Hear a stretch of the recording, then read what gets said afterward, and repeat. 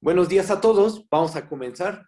¿Qué vamos a ver el día de hoy? Bueno, vamos a continuar con los ejemplos de funciones Darboux integrables y no Darboux integrables. Bueno, de hecho, la clase de hoy es solo para funciones que son Darboux integrables. Vamos a ver dos ejemplos.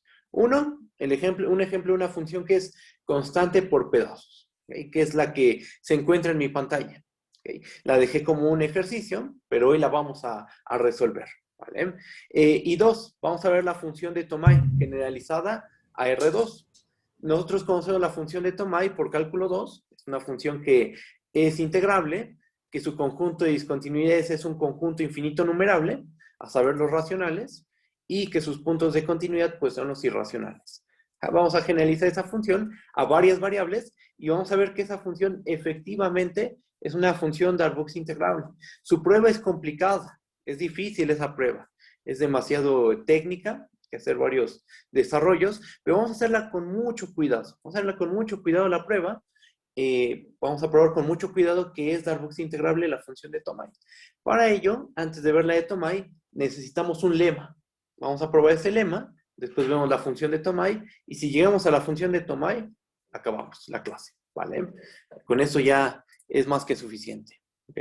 Pero bueno, vamos a empezar viendo la función, esta función constante por pedazos que dejé la clase pasada como un ejercicio, pero ahorita ya lo vamos a resolver, ¿va?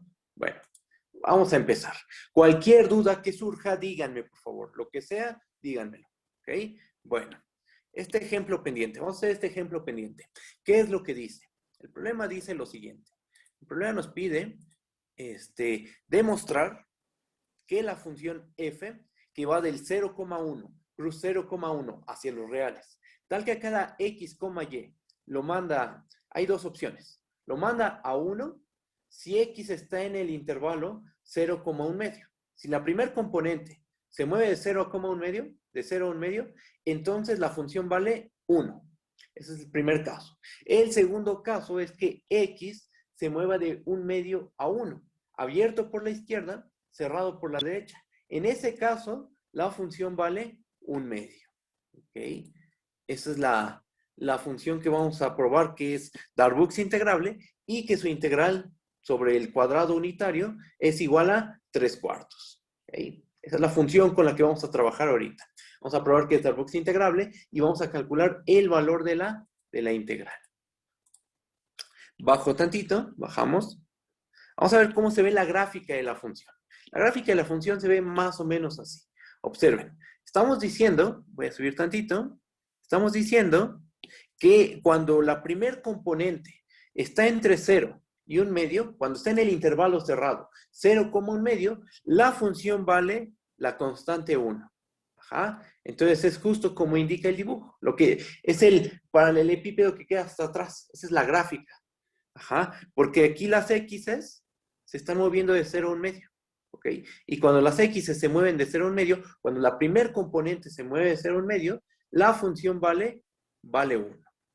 Nos pasamos de 1 medio, ¿y qué pasa? Pues que la función ahora vale 1 medio. Cuando x se mueve de 1 medio a 1, esta función vale la constante 1 medio. ¿Ok? Y su gráfica más o menos se ve de esta manera. ¿Ok? ¿Hay dudas? Si hay dudas, díganme, por favor. Si voy muy rápido o voy muy despacio, díganme, no hay ningún problema. Ustedes me pueden decir a qué ritmo vamos. ¿Ok? Va. Bueno, vamos a continuar. Entonces, su gráfica se ve más o menos de esta manera. ¿Qué es lo que tenemos que hacer? Pues probar que la función es Darboux integrable y que su integral vale 3 cuartos. Bajo tantito, bajamos. ¿Y qué Profesor, significa? Mande. yo tengo una duda. ¿Ahí los valores de X son los mismos que Y Los valores, para hacer esa parte de la gráfica? los valores de X son los mismos que Y. Mira, checa. Lo único que estamos pidiendo es que X se mueva en el 0, vale 1 cuando la primer componente se mueve de 0 a 1 medio. La segunda componente tiene libertad. O sea, la segunda componente, no importa cuánto valga. Claro, se tiene que mover en el 0,1 porque aquí es el dominio en el que estamos trabajando es el cuadrado unitario. Ajá. La segunda componente se mueve en el 0,1. Pero si tu primer componente se mueve de 0 a 1 medio, esta función vale 1, sin importar cuánto valga y. Puede valer un cuarto, puede valer 3/4, un medio, puede valer 1, puede valer 0, no importa. Mientras x se mueva de 0 a 1 medio, la función vale 1. Y si la primer componente, x se mueve de 1 medio a 1, abierto por la izquierda y cerrado por la derecha, entonces la función vale 1 medio, sin importar cuánto valga y. Otra vez, como estamos en el cuadrado unitario, pues y se va a mover de 0 a 1. Pero esa es la única restricción que tiene y. Es lo único. ¿Va? Ok, gracias. No, ¿de qué? Bajamos. Cualquier duda, díganme, por favor. ¿Va? A ver, voy a ver el chat rápidamente. Ok, ya. Bien. ¿Qué es lo que tenemos que probar? Pues que la función es Darboux integrable. Por definición, ¿eso qué significa? Tenemos que ver que el supremo del conjunto de sumas inferiores de f respecto a la partición P, tal que P pertenece al conjunto de particiones del 0,1 plus 0,1, este supremo es igual al ínfimo del conjunto de sumas superiores de f respecto a la partición P, tal que P pertenece al conjunto de particiones del 0,1 cruz 0,1. Ese es nuestro objetivo, ¿no? Y que aparte este valor común es igual a ¿qué? Es igual a 3/4, que es el valor que estamos proponiendo para la integral. Déjenme subir tantito, observen lo que propusimos aquí. Aquí dijimos que la integral de f debe de valer 3/4. ¿Ok? Entonces, ese valor común, el supremo y el ínfimo, ese valor común debe ser 3/4. ¿Va? Bajamos. Y lo que ya había comentado, notemos que la función es la constante 1 en este cuadrado rectángulo, este de hecho sería un rectángulo dosdimensional, en el 0,1 medio, cruz 0,1. En este rectangulito, la función f es la constante 1. Pero cuando estamos en el cuadrado, 1 medio, 1, cruz 0,1, donde el primer intervalo factor es abierto por la izquierda y cerrado por la derecha, ahí ¿cuánto vale la función? Vale 1 medio. ¿Okay? ¿Esto ya lo vimos? Sí, eso ya lo comentamos cuando analizamos la gráfica de la función. En este cuadrado, voy a señalarlo, en este cuadradito, la función ¿cuánto vale? Vale 1. Pero ese cuadrado que estoy marcando, que estoy señalando, es justamente el 0,1 medio cruz 0,1. Ahí está valiendo la función 1. Y cuando estamos en el 1 medio, 1 cruz 0,1, la función vale 1 medio. ¿Ok? Eso es lo que estamos diciendo aquí. ¿Va? En esta parte. ¿Qué más? Bueno, ¿dónde hace el cambio de constante? ¿En qué región es donde cambia de ser la constante 1 a ser la constante 1 medio? Eso es importante. ¿Dónde hace ese cambio? Bueno, ese cambio, la región donde pasa de la constante 1 a la constante 1 medio, es en el segmento, este segmento de recta. ¿Estamos de acuerdo que este es un segmento de recta? Analítica 1. ¿Estamos de acuerdo que esto describe un segmento? Es el conjunto que tiene como único elemento 1 medio, cruz, el intervalo cerrado, 0,1 medio, 0,1. Ahí es donde se hace el cambio de constante. Pasas de la constante 1 a la constante 1 medio. ¿Vale? Bueno. ¿Y cuál es el plan de la prueba? Bueno, el objetivo es probar que la f es Darboux integrable. ¿Va? Ese es el plan en general. Es el objetivo, ¿no? Pero hay que construirnos un plan para poder llegar a probar ese resultado. Bueno, el plan va a ser el siguiente.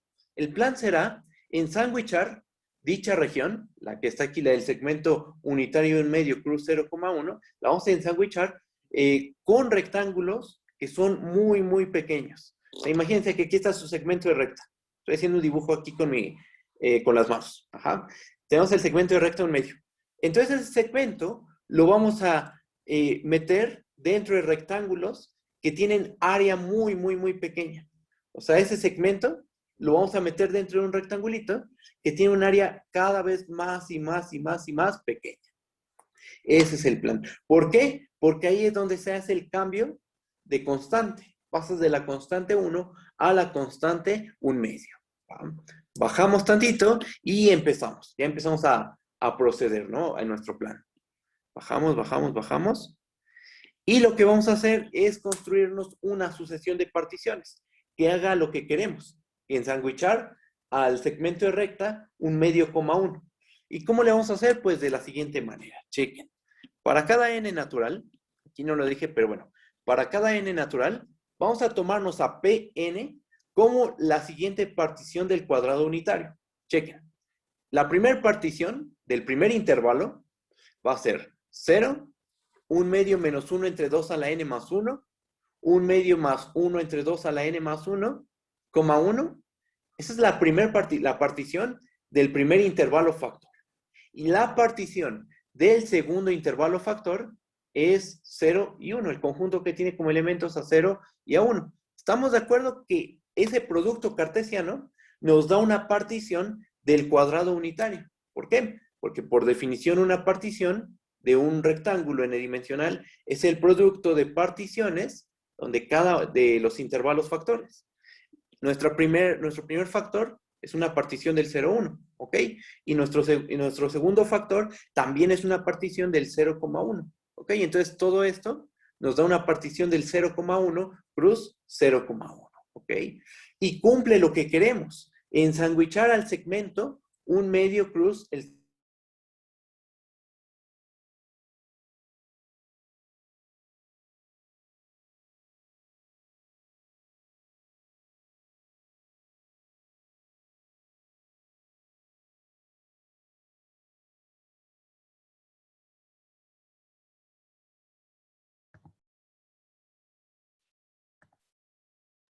Profe, se le fue el audio.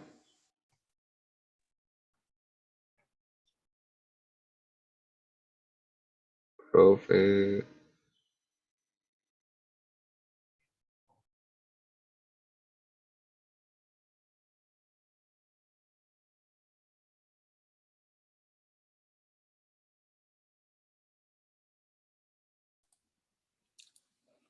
Ahorita lo arreglo. Creo que sí hubo una falla. Permítanme tantito. Ahorita me conecto de nuevo. Voy. Ya se escucha, profe. Sí, ya ahorita sí lo escuchamos.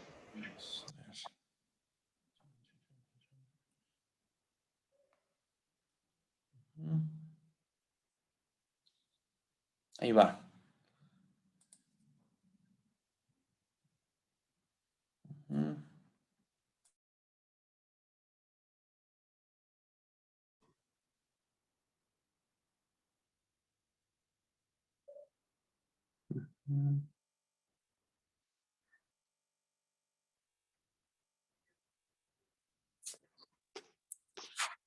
A ver.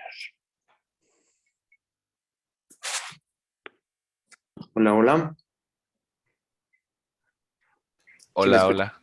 Sí, Bien. A ver. Voy a compartirles pantalla de nuevo.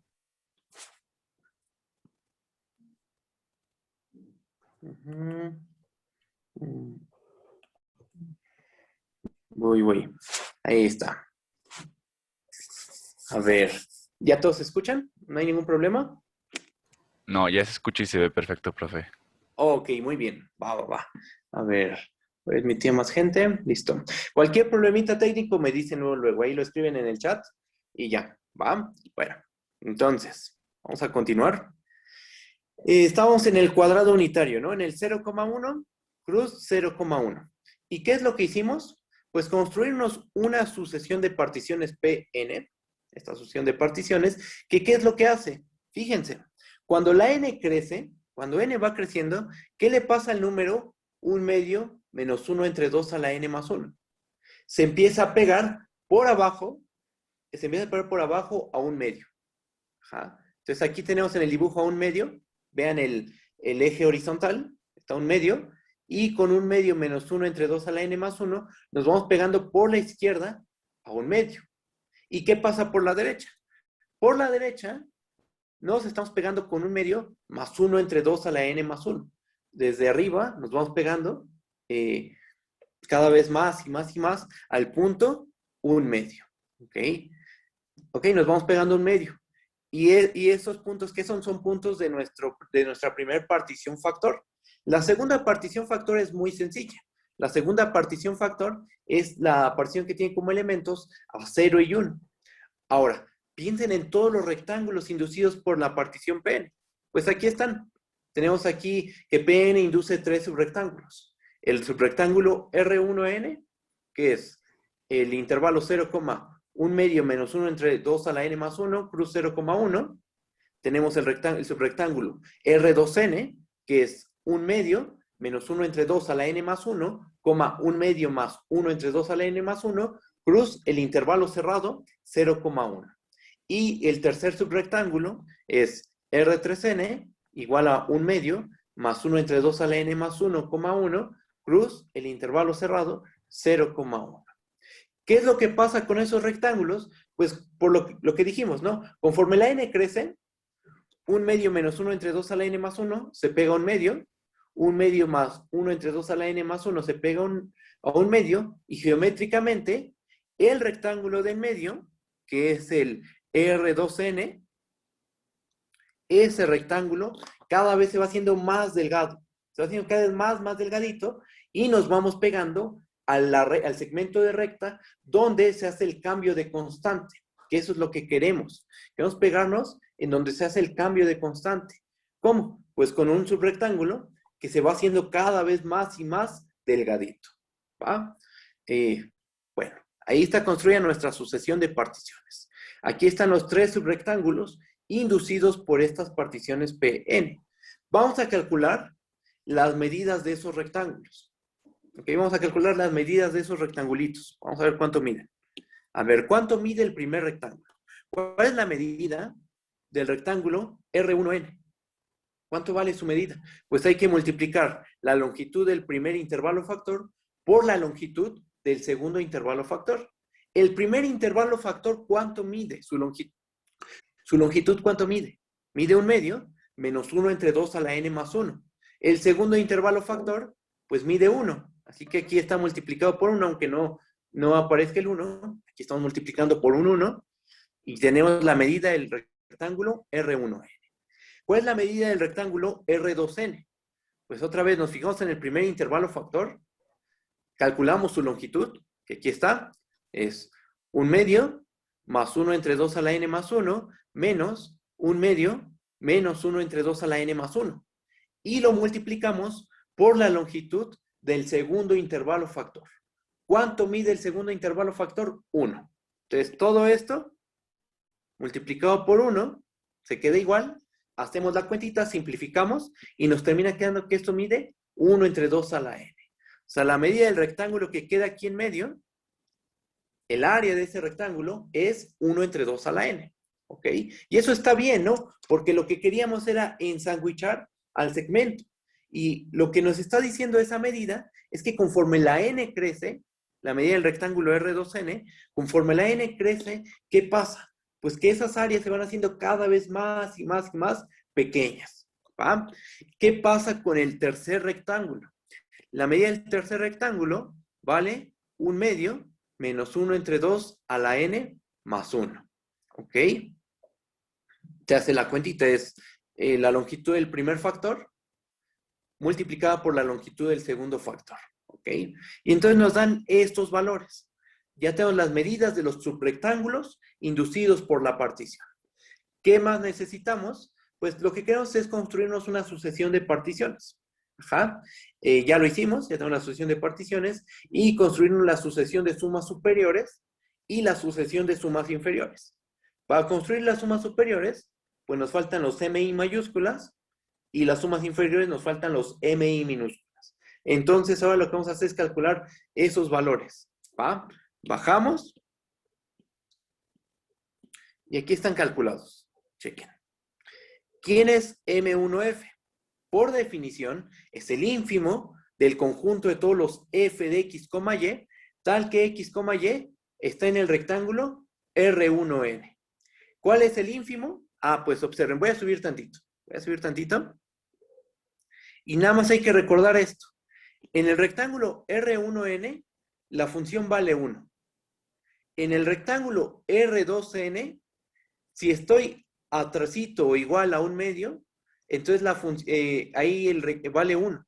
Pero si estoy adelante de 1 medio, si mi primer componente está por delante de 1 medio, entonces la función en el rectángulo R2n vale 1 medio. Y en el rectángulo R3n, la función vale 1 medio. ¿Eso por qué lo sé? Por la regla de correspondencia. Regresamos tantito. Por la regla de correspondencia de la función. Vale 1 si x está en el 0,1 medio cerrado. Y vale 1 medio, vale 1 si estamos en el 0,1 medio cerrado. Y vale 1 medio la función si x está en el 1 medio, 1. ¿Okay? Abierto por la izquierda, cerrado por la derecha. ¿Va? Bajamos, bajamos. Y ya con esas observaciones vamos a calcular los ínfimos. M1F, ¿quién es? Es el ínfimo del conjunto de todos los f de x, y, tal que x, y pertenece al rectángulo R1n. Ahí en R1n, ¿cuánto vale la función? Siempre va a valer 1. Siempre es la constante 1. Entonces, ¿este ínfimo cuánto vale? Pues vale 1, porque el conjunto al que se le está calculando el ínfimo, en realidad es el conjunto que tiene como único elemento a 1. Y entonces ese ínfimo tiene que valer 1. M2F. ¿Cuánto vale M2F? Por definición es el ínfimo del conjunto de los f de x, y, tal que x, y pertenece en R2n. En ese rectángulo se alcanza tanto el valor 1 como el valor 1 medio. ¿Cuál es el valor más pequeño? Pues 1 medio, y entonces el ínfimo termina siendo 1 medio. M3F es el ínfimo del conjunto de los f de x, y, tal que x, y pertenece a R3n. En ese rectángulo, la función siempre va a valer 1 medio. Entonces, este ínfimo, ¿cuánto vale? Vale 1 medio. Ajá. Ahora vamos con los supremos. Si hay dudas con los ínfimos, me dicen, ¿va? Lo podemos checar con más cuidado, ¿va? Estos ya son los ínfimos. ¿Qué nos faltaría? Calcular los supremos. ¿Quién es M1F? Es el supremo del conjunto de los f de x, y, tal que x, y pertenece a R1n. En R1n, la función siempre vale 1. Entonces, le estás calculando el supremo a un conjunto que tiene un solo elemento, a saber, la constante, el 1, el valor 1. ¿Cuánto vale ese supremo? ¿Vale? Vale 1. M2F. ¿Quién es M2F? Es el supremo del conjunto de todos los f de x, y, tal que x, y pertenece en R2n. Ajá. En R2n, la función toma tanto el valor 1 medio como el valor 1. ¿Cuál es el valor más grande? Entre 1 medio y 1. Pues 1. Entonces, el supremo viene a ser 1. Y M3F, bueno, M3F es el supremo del conjunto de los f de x, y, tal que x, y pertenece a R3n. En R3n, ¿cuánto vale la función? Siempre vale 1 medio. En R3n siempre la función vale 1 medio. Entonces, el supremo va a ser 1 medio. ¿Va? Ahí están calculados los ínfimos, los supremos, por cada subrectángulo inducido por la partición. ¿Okay? Bueno, pues ya tenemos todo para calcular. Las sumas inferiores y las sumas superiores. Porque ya calculamos las medidas de los subrectángulos. Ya calculamos los MI mayúscula y los MI minúscula. Muy bien. Entonces, con todo eso podemos calcular sumas superiores y sumas inferiores. Y eso es lo que sigue. ¿Ok? Cualquier duda, díganme, por favor. ¿Va? Voy a bajar y vamos a hacer el cálculo. Con todo esto, ¿qué tenemos? Con todo esto, tenemos que la suma inferior de f respecto a la partición Pn, eso por definición, ¿quién es? Pues es M1f por la medida del rectángulo R1n, más M2f por la medida del rectángulo R2n, más M3f por la medida del rectángulo R3n. ¿Estamos de acuerdo que ahí termina nuestra suma inferior? ¿Por qué? Porque ¿cuántos subrectángulos indujo mi partición? 3 subrectángulos. ¿Cuántos ínfimos hay involucrados? Hay 3 ínfimos. ¿Estamos de acuerdo? Entonces, esta suma inferior es de esta forma. Hay 3 sumandos. ¿Conocemos todos los valores? Sí, los conocemos todos. Conocemos M1 minúscula, M2 minúscula, M3 minúscula y las medidas de los subrectángulos. Sustituimos. ¿Qué nos termina quedando? 1, que es este 1 de aquí, M1F es 1, por la medida del rectángulo R1N, que es 1 medio, menos 1 entre 2 a la N más 1, M2F, que es 1 medio, por 1 entre 2 a la N, más 1 medio, por 1 medio menos 1 entre 2 a la N más 1. Toda esta suma es la suma inferior de F respecto a la partición Pn. Este es este de aquí. ¿Okay? Este es este. Y este de aquí es este. ¿Okay? Así como indican los colores. Simplemente se sustituye. ¿Va? Ahora, tomemos el límite. Vamos a tomar el límite cuando n tiene infinito de la suma inferior de f respecto a la partición Pn. Tomamos límite, es tomarle el límite a lo de arriba. Hacemos la cuentita que no es nada complicada. Por cálculo 1 ya sabemos tomarle el límite a sucesiones, el límite de sucesiones, y nos termina quedando que esto es 1/2 más 0 más 1/4. O sea, cada uno de estos sumandos le tomas el límite y nos termina quedando que esto es igual a 3/4. Muy bien. Entonces, ¿qué tenemos? Que el límite cuando n tiene infinito de la suma inferior de f respecto a la partición Pn, eso es igual a 3/4. Va, perfecto. Ahora, pasamos a calcular las sumas superiores de f respecto a la partición Pn. Vamos a ver qué es lo que sucede. La suma superior de f respecto de Pn es M1f mayúscula por la medida del rectángulo R1n, más M2f mayúscula por la medida del rectángulo R2n, más M3f mayúscula por la medida del rectángulo R3n. Solo hay 3 sumandos. ¿Por qué? Porque ¿cuántos subrectángulos indujo la partición? 3 subrectángulos. Entonces va a haber 3 sumandos. Va a haber 3 sumandos únicamente. ¿Ok? Bueno, pues vamos a sustituir. ¿Cuánto vale M1 mayúscula F? Vale 1. ¿Cuánto vale la medida del rectángulo R1n? Vale 1/2 menos 1 entre 2 a la n más 1. Este de aquí es este. ¿Cuánto vale M2F? 1. ¿Cuánto vale la medida de R2n? 1 entre 2 a la n. ¿Cuánto vale M3F? 1/2. ¿Y cuánto vale la medida del rectángulo R3n? 1/2 menos 1 entre 2 a la n más 1. Entonces nos queda esto, ¿va? Estas sustituciones. Ya, sustituimos, ya tenemos el valor de la suma superior de f respecto a la partición Pn. Y ahora vamos a hacer lo siguiente. Vamos a tomar el límite. Tomamos el límite cuando n tiene infinito de la suma superior de f respecto a la partición Pn. Bajamos. Hacemos toma de límite. Hacemos la cuentita. Es algo muy sencillo. Nos termina quedando ¿qué cosa? Nos termina quedando que esto es 1/2 más 0 más 1/4. Ok, volvemos a obtener el valor 3/4.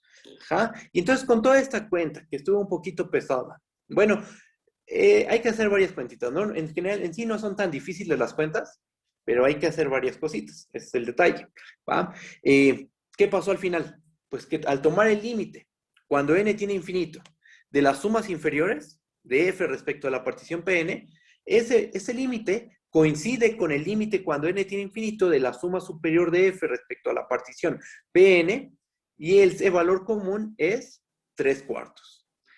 Esos dos límites valen 3/4. ¿Y luego qué? Con eso, ¿qué podemos concluir?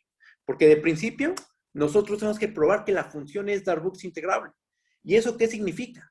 Probar que es Darboux integrable quiere decir que el supremo del conjunto de sumas inferiores es igual al ínfimo del conjunto de sumas superiores. Y aquí de principio no aparece ningún ínfimo y ningún supremo. De principio, vamos a hacer que aparezca ese ínfimo del conjunto de sumas superiores y el supremo del conjunto de sumas inferiores. Chequen. Bajamos tantito y ahora observen lo siguiente. Estamos de acuerdo que para cada n número natural, la suma inferior de f respecto a la partición Pn es menor o igual al supremo del conjunto de sumas inferiores de f respecto a la partición P, tal que P se mueve en el conjunto de particiones del 0,1 cruz 0,1. Una suma inferior es menor o igual al supremo del conjunto de sumas inferiores. Estamos de acuerdo, por eso es que se da esta desigualdad. Nosotros ya vimos en clases pasadas que el supremo del conjunto de sumas inferiores es menor o igual al ínfimo del conjunto de todas las sumas superiores. Esto ya lo vimos en clase pasada, la desigualdad del medio. Ajá. ¿Y qué más? El ínfimo del conjunto de sumas superiores es menor o igual a la suma superior de f respecto a la partición Pn. ¿Eso por qué? Porque una suma superior siempre va a ser mayor o igual a el ínfimo del conjunto de sumas superiores. El ínfimo es la mayor cota inferior, pero por ser en particular cota inferior, debe quedar por debajo de todos los elementos del conjunto. En particular debe quedar por debajo de la suma superior de f respecto a la partición Pn. ¿Ok? Entonces tenemos esta cadena de desigualdades. ¿Vale? Obtuvimos esto. Donde el extremo izquierdo de esta cadena de desigualdades tiende a 3/4. Y el extremo derecho de esta cadena de desigualdades también tiende a 3/4.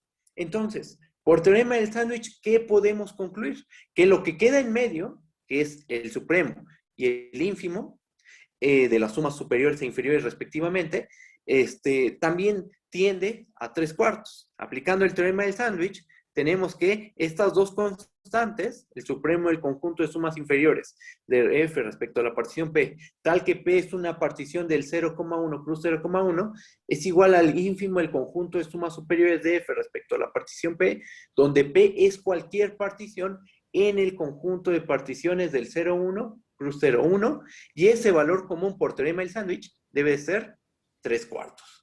¿Ok? Pues ya estuvo. ¿Por qué? Porque ya vimos que el supremo del conjunto de las sumas inferiores es igual al ínfimo del conjunto de sumas superiores y que ese valor común es igual a 3/4, que es justo lo que nos pedía el problema. ¿Ok? Entonces, la función es Darboux integrable y su integral vale 3/4. Se acaba el problema. ¿Hay alguna duda, algún comentario, alguna observación? Díganme, por favor. ¿Todo bien? Yo tengo una duda, profesor. Dime, ¿qué pasó? Apenas el fin de semana me aceptaron la inscripción y estuve viendo los videos, pero no sé si podría enunciar este teorema del sándwich o como recordatorio. Ok, claro que sí. Es el teorema del sándwich de sucesiones, ¿eh? Ahí va. ¿No es un teorema del sándwich especial? ¿Alguno para integrales o algo así? Es este teorema, miren, checa. Vamos a escribirlo aquí. Recordatorio. ¿Qué es lo que dice el teorema del sándwich para sucesiones? El teorema del sándwich para sucesiones te habla de 3 sucesiones. Necesitas 3 sucesiones. Sean xn, yn y zn sucesiones de reales. Vamos a borrar aquí, vamos a ponerle bien reales, ¿no? Ahí está. ¿Con qué propiedad? Una propiedad importantísima. ¿Qué deben de cumplir esas 3 sucesiones? Deben de cumplir que xn es menor o igual a yn, menor o igual a zn para cada n número natural. O sea, se relacionan por medio de estas 3 desigualdades. Vamos a suponer algo adicional. Supongamos que el límite cuando n tiene infinito de xn es igual al límite cuando n tiene infinito de zn. Es decir, vamos a suponer que las sucesiones que se encuentran en los extremos, o sea, la xn y la zn, tienden al mismo valor. Existe el límite y tienden al mismo valor. Entonces, el teorema del sándwich dice que la sucesión que queda en medio, la sucesión que está ensanguichada, por decirlo de alguna manera, o sea, la sucesión yn, también tiene límite. Y el límite cuando n tiene infinito de yn debe ser igual al límite cuando n tiene infinito de xn, y esto es igual al límite cuando n tiene infinito de zn. Ese es el teorema del sándwich que estamos ocupando. Teorema del sándwich. Vamos a ponerle aquí teorema del sándwich. Ese es el teorema del sándwich que estamos usando aquí. ¿Estamos de acuerdo que... ahí está ya. La suma superior de f respecto a la partición Pn, tú fijas una partición y una suma superior, ¿qué es? Pues un número real. Una suma inferior, ¿qué es? También un número real. Ya que diste la función y la partición, la suma superior de f respecto de p y la suma inferior de f respecto de p son números reales. Así, o sea, un número real no es un conjunto, no es una función. Una suma superior y una suma inferior es un número real. Ahora, si por cada natural tengo una suma superior y una suma inferior, entonces lo que tenemos es una sucesión de sumas superiores y una sucesión de sumas inferiores, que al final de cuentas son sucesiones de números reales. Y a esa sucesión de números reales es a la que le estamos aplicando el teorema del sándwich. Voy a subir tantito. Creo que alguien tiene prendido su micrófono. Si me hace favor de apagarlo, por favor. A ver, creo que ya reactivar. Ok, va. Bueno, entonces, ¿qué tenemos? Pues aquí tenemos una sucesión de sumas inferiores. Aquí tenemos una sucesión de sumas superiores. Al tomarles el límite, ambas tienden a 3/4. ¿Límite de qué? De sucesiones de números reales. Ajá. Esas dos sucesiones tienen la virtud de que una queda por debajo y la otra queda por arriba. Y en medio quedan cosas. Esas cosas, que es el supremo del conjunto de sumas inferiores y el ínfimo del conjunto de sumas superiores, por teorema del sándwich, deben de valer 3/4. Así es como se aplica el teorema del sándwich, ¿ok? Si está bien, ¿hay dudas? ¿Todo bien? Díganme sus dudas, por favor. Si hay dudas, díganmelas, ¿va? Si no, continúo. Gracias. No, ¿de qué? ¿Alguna otra duda? ¿No? Bueno, entonces voy a continuar, ¿va? Perfecto. Vale. Vamos a continuar. Aquí hay una hoja en blanco. Y antes, lo que sigue es ver la función de Tomei. Ese es el objetivo. Es una prueba, probar que la función de Tomei es Darboux integrable es una prueba difícil, pero vamos a hacerlo paso a pasito. Entonces, antes de pasar a la prueba, a probar que la función de Tomei es Darboux integrable, vamos a ver un lema, ¿va? Justo como dice, indico aquí, ¿no? Lo que escribí. Antes de pasar al estudio de la función de Tomei, vamos a probar un lema. Es un lema que viene en el libro de Javier Páez. Viene como un ejercicio, no viene hecho. Nosotros lo vamos a hacer, ¿va? Lema. ¿Qué es lo que dice? Creo que es el ejercicio 8 o 7, algo así, no me acuerdo ya. CR del primer capítulo. CR, el rectángulo n-dimensional A1, B1, cruza 2, B2, cruza n, B. Tenemos un rectángulo n-dimensional. En ese rectángulo n-dimensional está definida una función f, sea f, una función que va del rectángulo n-dimensional hacia los reales. Una función acotada y no negativa. La función es acotada y es no negativa. ¿Ah? Vamos a suponer que para cualquier partición que tú te tomes en el rectángulo R, tú tomas una partición, la que sea. Siempre va a ocurrir que la suma inferior de f respecto a la partición P es igual a 0. Y además, y que para cada épsilon mayor que 0, siempre puedes encontrar una partición P épsilon en el conjunto de particiones del rectángulo R, tal que la suma superior de f respecto a la partición P épsilon se hace menor que épsilon. ¿Ok? Entonces hay dos hipótesis ahí importantes. Una, que la suma inferior de f respecto a cualquier partición vale 0. Esa es una hipótesis importante. La otra es que para cualquier número positivo épsilon que tú des, para cualquier número positivo épsilon, por chiquito que sea, siempre va a existir una partición P épsilon en el conjunto de particiones del rectángulo R que va a tener la virtud de hacer la suma superior de f respecto a la partición P épsilon menor que épsilon. Si estamos en esas condiciones, en esas hipótesis, lo que dice el lema es que la función f debe de ser Darboux integrable sobre el rectángulo R y que la integral de f sobre ese rectángulo debe de valer 0. ¿Okay? Ese es el lema. Eso es lo que tenemos que probar. Y pues vamos a hacer la demostración. Hipótesis. F acotada, no negativa. Y es importante la hipótesis de que es no negativa. Toda suma inferior vale 0. Es otra hipótesis. Toda suma inferior vale 0. Y si yo doy un número positivo, por pequeño que sea, hay una partición que hace que las sumas superiores se queden por debajo de ese número positivo. Con esas hipótesis, ¿qué hay que probar? Que la f es Darboux integrable y que su integral es 0.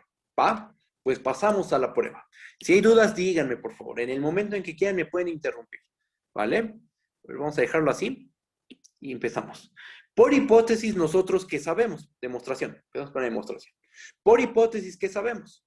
que la suma inferior de F respecto a la partición P vale 0 para cualquier partición del rectángulo, aquí le puse el rectángulo 0, 1, cruz 0, 1, cosa que no es verdad. Borro. Debe ser es un rectángulo arbitrario aquí.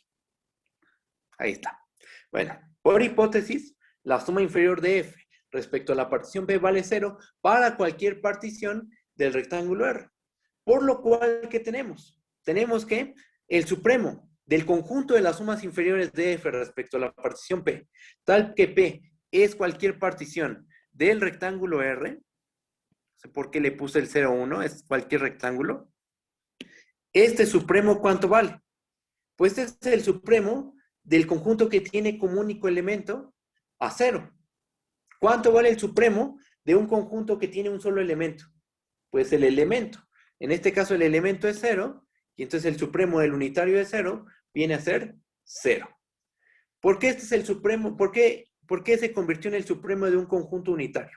Porque todas las sumas inferiores valen 0. Todas las sumas inferiores valen 0.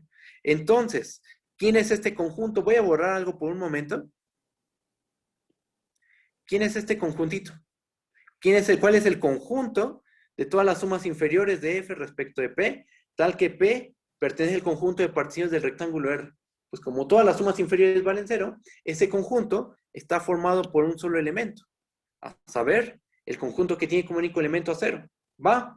Entonces le tomamos supremo al conjunto de sumas inferiores, y eso es lo mismo que tomarle el supremo al conjunto que tiene como único elemento a 0, y ese vale 0. ¿Ok? Primera observación. ¿Va? Ahora, vamos a hacer lo siguiente. Vamos a tomar una partición. Sea P una partición del rectángulo R. La que sea. Toma una partición la que tú quieras. Y vamos a considerar R1, R2 hasta RK, los subrectángulos inducidos por la partición P. Vamos a pensar en los rectangulitos inducidos por la partición P. ¿Va? Déjenme borrar aquí cometí varios errores. Puse la función como si fuera de dos variables, cosa que no tiene por qué ser así. Sean R1, R2 hasta RK, los subrectángulos inducidos por la partición. Nosotros por hipótesis, ¿qué sabemos? Por hipótesis, sabemos que f de x es mayor o igual que 0 para cada x en el rectángulo R. Entonces, ¿qué tenemos? Que para cada i igual a 1 hasta acá, ¿cómo son estos supremos? ¿Cómo es mi mayúscula f? Mi mayúscula f, por definición, es el supremo del conjunto de todos los f de x, tal que x pertenece al rectángulo RI. Ajá, pero todas las f de x son mayores o iguales que 0, entonces ese supremo, ¿cómo tiene que ser? También tiene que ser mayor o igual que 0. Le estás tomando un supremo a un conjunto de números que son no negativos. ¿Cómo tiene que ser ese supremo? Pues también tiene que ser no negativo. Ajá. O sea, mi mayúscula f tiene que ser mayor o igual que 0 para cada i igual a 1 hasta acá. ¿Ok? ¿Y eso qué? ¿Eso en qué nos va a ayudar? Bajo tantito. Calculemos la suma superior de f respecto a la partición P. Vamos a calcular la suma superior de f respecto a la partición P. Por definición, ¿eso qué es? Es la suma desde i igual a 1 hasta acá de mi mayúscula f por la medida de los rectángulos RI. Nota que cada sumando es mayor o igual que 0. Porque a la medida de un rectángulo es mayor o igual que 0. Y los mi mayúscula son mayores o iguales que 0. Hacemos el producto, nos da algo mayor o igual que 0. Hacemos la suma de cosas mayores o iguales que 0. Pues eso es algo mayor o igual que 0. Ajá. Entonces, las sumas superiores son mayores o iguales que 0, sin importar qué partición nos tomemos. Esto fue para una partición arbitraria. Tomamos una partición del rectángulo R, nos construimos los rectángulos inducidos por la partición, y como la función es mayor o igual que 0, los mi mayúsculas son mayores o iguales que 0. Y por lo tanto, las sumas superiores son mayores o iguales que 0. Ajá, bajo tantito. Y entonces, ¿eso qué nos dice? ¿Eso qué nos está diciendo? Esto nos está diciendo que 0 El número 0 es una cota inferior del conjunto de todas las sumas superiores de F respecto a la partición P, donde P corre en el conjunto de particiones del rectángulo R. ¿Por qué es una cota inferior 0? Porque 0 queda por debajo de todas las sumas superiores. ¿Ja? Entonces, es una cota inferior. Tenemos que 0 es una cota inferior. Ahora, nota lo siguiente. Nosotros tenemos una hipótesis adicional.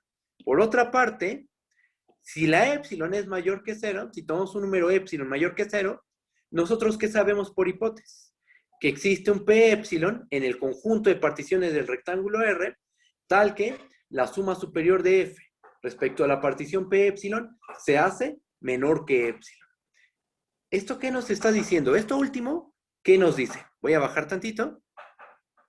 Fíjense, lo que estamos diciendo en este último renglón es que aquí tenemos a nuestro conjunto de sumas superiores, que es el de color rojo.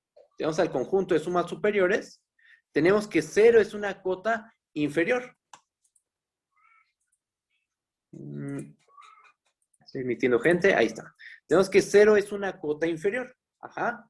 Y aquí tenemos el conjunto de sumas superiores.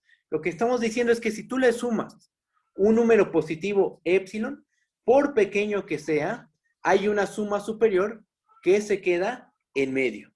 Ajá. Hay una suma superior que va a quedar en medio. ¿Eso qué nos dice? Cálculo 1. Dado épsilon, existe un elemento del conjunto que queda entre el supremo y el supremo más una cantidad chiquitita, entonces ese número debe ser el supremo del conjunto, ¿no? Es una caracterización del supremo de un conjunto de números reales. ¿Ok? Entonces, ¿qué es lo que tenemos? Que al sumarle una cantidad positiva épsilon a 0, por pequeña que sea, que le sumemos esa cantidad por chiquita que sea, siempre hay una suma superior que va a quedar aquí en medio. Eso lo que nos está diciendo es que 0 es la mayor de todas las cotas inferiores del conjunto de sumas superiores de F, tal que P corre en el conjunto de particiones. O sea, 0 es el ínfimo del conjunto de sumas superiores de F respecto a la partición P, tal que P pertenece al conjunto de particiones del rectángulo R. ¿Ok? ¿Y eso qué? ¿Eso en qué nos ayuda? Ah, pues arriba, aquí arribita, vimos que, ¿dónde está?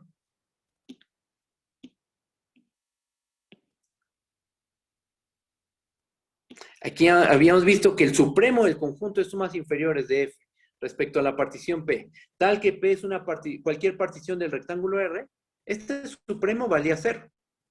El supremo del conjunto de sumas inferiores vale 0. Bajamos y aquí ¿qué probamos? Que el ínfimo del conjunto de sumas superiores de F respecto de P vale 0. Ok, entonces ¿qué tenemos? Tenemos que el supremo del conjunto de sumas inferiores de F respecto a la partición P, tal que P se mueve en el conjunto de particiones del rectángulo R, es igual al ínfimo del conjunto de sumas superiores de F respecto a la partición P, tal que P pertenece al conjunto de particiones del rectángulo R, ese ínfimo y ese supremo coinciden, y además son iguales a 0. ¿Ok? Entonces, ¿qué probamos? Que la función F es Darboux integrable sobre el rectángulo R, y que la integral de F sobre ese rectángulo, ¿cuánto vale? Vale 0. Se acabó. Ahí está el lema. ¿Va? Vamos a recordar lo que dice el lemita. ¿Qué probamos? Probamos pues, que la F es Darboux integrable y que su integral vale 0. ¿Pero bajo qué hipótesis? Vamos a recordarlo ahorita abajo. Si es que alguien estaba copiando, permítanme tantito. ¿Bajo qué hipótesis se valió todo esto? Bajo la hipótesis de que tenemos una función definida en un rectángulo n-dimensional, acotada, la función está acotada, es no negativa, toda suma inferior vale 0. Y para cualquier número positivo épsilon, siempre hay una partición que hace que la suma superior sea menor que ese número épsilon. Si estamos en esas hipótesis, la F es Darboux integrable sobre el rectángulo R y su integral debe de valer 0. ¿Okay? Eso es lo que se probó. Eso es lo que probamos ahorita. ¿Va? Entonces, bueno, aquí nos quedamos. ¿Hay alguna duda? ¿Todo bien? Cualquier duda, díganme, por favor. Lo que sea, díganmelo, ¿va? Y lo desarrollamos. Lo que tenga que desarrollar más, lo hacemos, ¿va? A ver, déjenme ver el chat. Alguien pregunta, profe, y por ejemplo en R3, ¿sería intuitivamente que la función es muy cercana al plano XY? Sí, sí, por ejemplo vamos a pensar en una función que va de, de R2 en R, que va de un rectángulo, lo que es literal un rectangulito dos dimensional, un rectángulo de los usuales, hacia R. Lo que nos está diciendo este resultado es que tienes una función no negativa. Aquí está el plano, ¿no? Vamos a pensar que este es el plano XY, que es el dominio de la función. La gráfica de la función debe estar muy, muy pegada, la gráfica de f debe estar muy, muy pegada al plano XY, porque estamos diciendo que las sumas superiores se pueden hacer tan pequeñas como queramos. Ajá, de estar muy, muy pegadito. En algunas partes, o sea, en la mayoría de la región del rectángulo, la gráfica de la función debe estar muy, muy pegada al plano XY. Hay lugares donde podría crecer mucho, pero solo así como con un área delgadita, delgadita, delgadita. Eso sí podría pasar, por ejemplo. Voy a hacer un dibujo aquí, en una dimensión. Lo voy a hacer en una dimensión, ¿eh? Ahorita checo el chat. Por ejemplo, a lo mejor la función hace esto, ¿no? Es la constante 0 casi en todas partes, ¿no? Por ejemplo, a lo mejor aquí vale este valor, luego en este punto vale esto, esto, pero casi en todos los puntos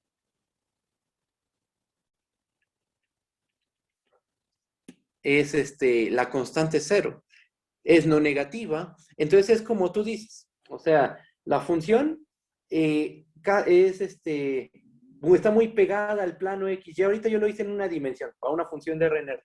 La función está muy pegada al plano XY, salvo en ciertos puntos. En algunos puntitos a lo mejor toma valores positivos, pero solo es en algunos, ¿va?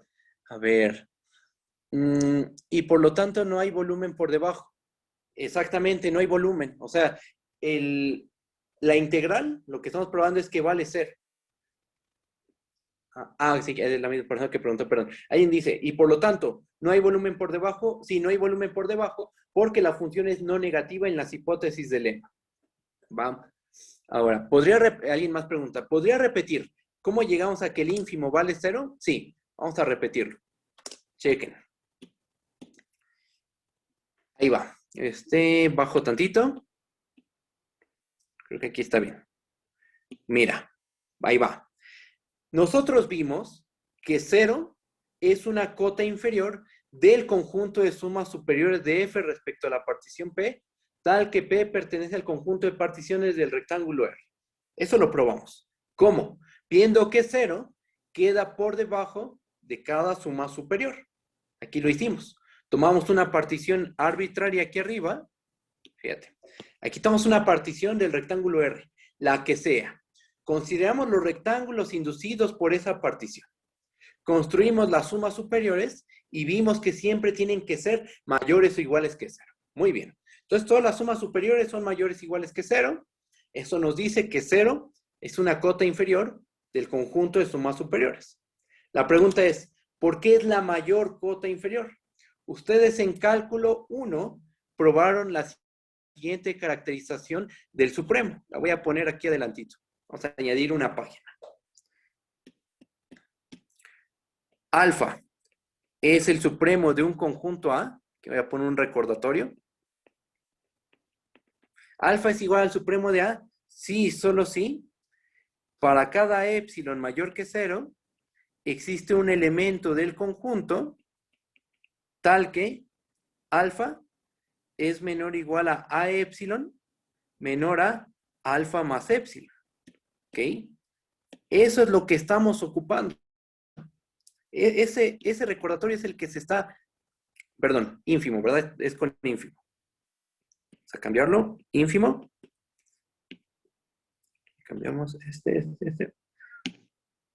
Le sumamos, ajá. No, sí estaba bien escrito. Alfa menor o igual a épsilon menor a alfa más épsilon. Ahí está ya. Ya quedó. Bien. Esto es lo que estamos ocupando. Para que un número, tú tomas un número real alfa. Para que ese número sea el ínfimo de A, ¿qué debe ocurrir? Que para cada número positivo que tú des, por chiquito que sea, debe haber un elemento del conjunto que queda en medio de lo que tú propones como ínfimo y este número que propones como ínfimo más epsilon unidades. En un dibujito, las cosas quedarían de la siguiente forma. Aquí tenemos a nuestro conjunto A. Aquí tenemos al número alfa que tú propones como ínfimo. Entonces, para que esa cosa sea ínfimo, ¿qué debe pasar? Que sin importar cuánto le sumes, siempre hay un elemento del conjunto que queda aquí en medio. Cálculo 1, esa es una caracterización del ínfimo. Y eso es lo que estamos ocupando nosotros. Nosotros afirmamos que 0 es el ínfimo del conjunto de sumas superiores. ¿Por qué? Porque nosotros sabemos por hipótesis que para cualquier número epsilon que tú des, siempre existe un elemento en el conjunto de las particiones tal que hace que la suma superior de f respecto a la partición p epsilon se haga menor que epsilon. O dicho de otra forma, 0 es menor o igual a la suma superior de f respecto a la partición p epsilon menor a epsilon más 0. Este es el número que proponemos como ínfimo, el 0, le estamos sumando epsilon unidades y encontramos una suma superior que se queda en medio de 0 y 0 más epsilon. Y en el dibujo, ¿cómo se ve la situación? Así. Aquí está el 0, le sumo una cantidad chiquitita 0, o sea 0 más epsilon, que simplemente es 0, le sumo epsilon, y en medio se mete una suma superior. Una cierta suma superior va a quedar en medio. Por este recordatorio, se concluye que 0 tiene que ser el ínfimo del conjunto de sumas superiores de f respecto a la partición P, tal que P pertenece al conjunto de particiones del rectángulo R. Ahora, otra pregunta que podría surgir, ¿cómo sabemos que pasa esto que estoy subrayando? A lo mejor alguien se pregunta, ¿y por qué ocurre lo que está subrayado de verde? Lo que está subrayado de verde. Porque esa es una de nuestras hipótesis. Regresando a las hipótesis del lema, estamos diciendo que para toda epsilon mayor que 0, existe una partición P epsilon, tal que hace que la suma superior de f respecto a la partición P epsilon se haga menor que epsilon. Es por hipótesis eso. Ajá. Entonces lo que está subrayado de verde es porque nosotros lo sabemos. Por hipótesis pasa esto. Ajá. Y de ahí ya se concluye que el 0 es el ínfimo del conjunto de sumas superiores. Y ya habíamos visto arriba que 0 es el supremo del conjunto de sumas inferiores. De ahí se concluye que la f es Darboux integrable y que su integral vale 0. No de qué, no de qué. Pregunten todo lo que quieran. ¿Va? Que vamos a buen ritmo, vamos avanzando muy, muy bien. Así que podemos detenernos Profe, yo todas tengo una las duda. necesarias. Díganme, dime, ¿qué pasó? Lo del supremo de las sumas inferiores, eso es, que sea igual a 0, eso es pura hipótesis, ¿verdad? Eso venía desde el inicio, porque todas las sumas inferiores eran... Exactamente. Como por Ah, hipótesis, todas las sumas inferiores son 0, entonces el ujú. supremo del conjunto de sumas inferiores Sí, es tiene lo que que dijo valer. de que era el unitario, ¿no? El supremo del... Exactamente. Ok, ya, Justamente. ya. Vale. ¿No de qué? Sí, todas las dudas pregúntenmelas. Todo, todo, todo. Que no queden dudas. ¿Va? Bajamos. Y ahí está la prueba. ¿Hay alguna otra duda? ¿No? ¿Seguros? Bueno, vamos a pasar ahora sí a la función de Tomae. Vemos esto y acabó la clase. ¿Va? Que esto, pues, ojalá y lo acabemos. Yo digo que sí lo acabamos en 50 minutos. Es una prueba un poquito complicada porque hay que hacer varias cositas. ¿Ok? Es tener un buen dominio de la definición de función Darboux integral. ¿Va? Bueno, pues esa es una versión de la función de Tomae en varias variables. Ahí va. Ejemplo 2, una versión de la función de Tomae. Demostrar que la función, vamos a definirla, f, que va del 0,1 plus 0,1 hacia los reales, tal que a cada x, y, ¿qué es lo que hace esta función? Vamos a ver su regla de correspondencia con mucho cuidado. Ahí va. Primer caso, si la primer componente resulta ser un irracional, entonces esa función inmediatamente va a valer 0. O sea, si tu primer componente es irracional, ya no importa lo que valga la segunda componente. Esa función vale 0. Segundo caso, si x, y, la pareja x, y, pertenece a Q cruz I, primera entrada racional, segunda entrada irracional, entonces la función va a valer 0. ¿Okay? También en ese caso vale 0. Tercer caso, pues x, y ahora vamos a suponer que está en Q cruz Q.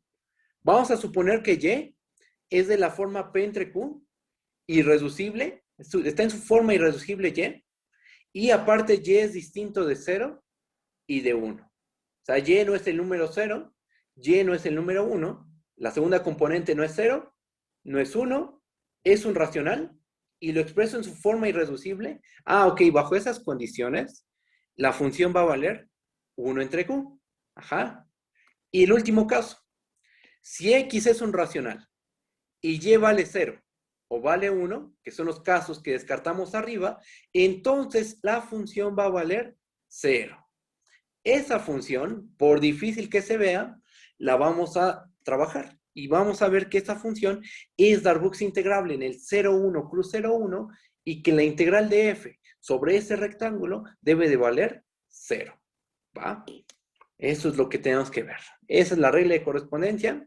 Es una regla de correspondencia bastante complicada, es un hecho, pero fíjense, está bien clasificada en ese sentido. O sea, los conjuntos son bien conocidos, donde se divide la regla de correspondencia.